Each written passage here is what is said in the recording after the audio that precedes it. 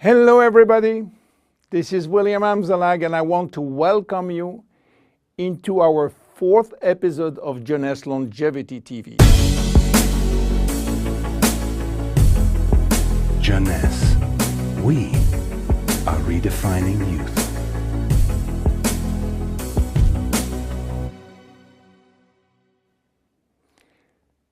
To be born is not a crime.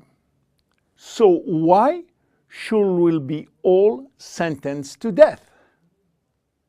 Is death inevitable? Well, you may be surprised to learn that aging and death has not existed forever.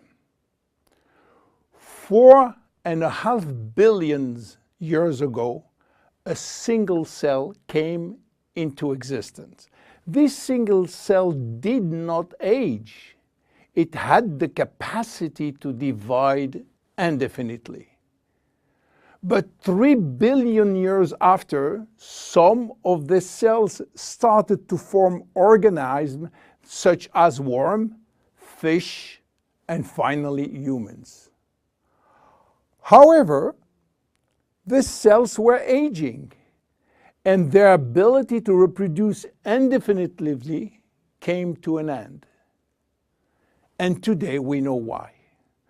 Those cells, we call them somatic cells, contain a gene that controls the production of telomerase.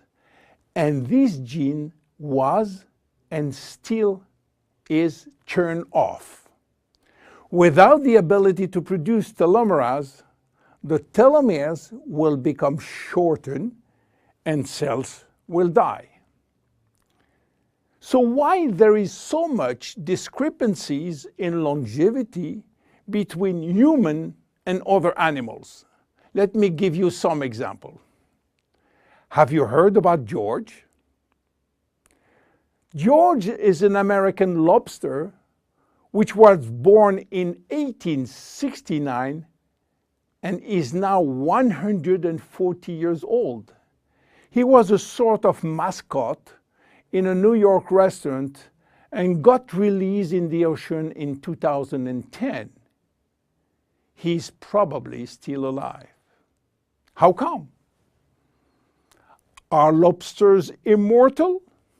Not exactly, but they do not die of old age because their telomerase is constantly turned on, so the cells do not die. However, they are sensitive to infection in their shell, and they may die from this disease. In Japan, koi fish are known to live very long. They are beautiful fish, usually white with red spot. Some have been given names, and the most famous fish, Hanako, who died in July 1977, was 226 years old. Some turtles also live very long, and one of them, Adwaita, from Seychelles, has lived nearly 250 years. There are even some species which has indefinite longevity, like the bacteria called Arthrobacter, who can be dormant for thousands of years and suddenly wake up. Hydra is the most unique species defying death. When part of his body is cut off, the body regenerates in 2 or 3 days. Hydra will be potentially immortal because it contains stem cells. In case of injury, the stem cells differentiate to form the missing cells and rebuild the missing part. If some animals can have indefinite longevity, why should we be sentenced to death? In other words, do we currently have the knowledge and the technology to live forever? At this precise moment, the answer is no. But here is what we do know. We can already reverse aging in human cells. What we don't know for sure is whether we can reverse aging in you or in me. We can drastically slow down diseases and the aging process far more than people realize. But we don't have yet the magic bullet to extend forever human life.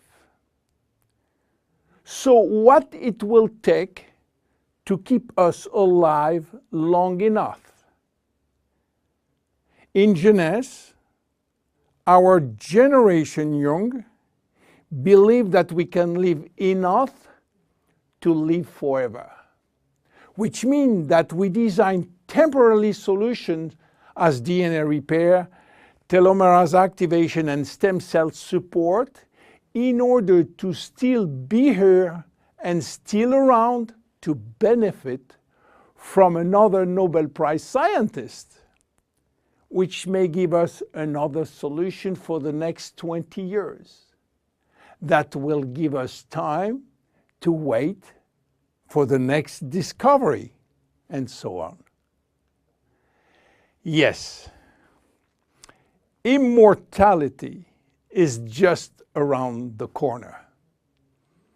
My name is William Amzalag, and I am Generation Young. See you at the next episode. Thank you. Jeunesse.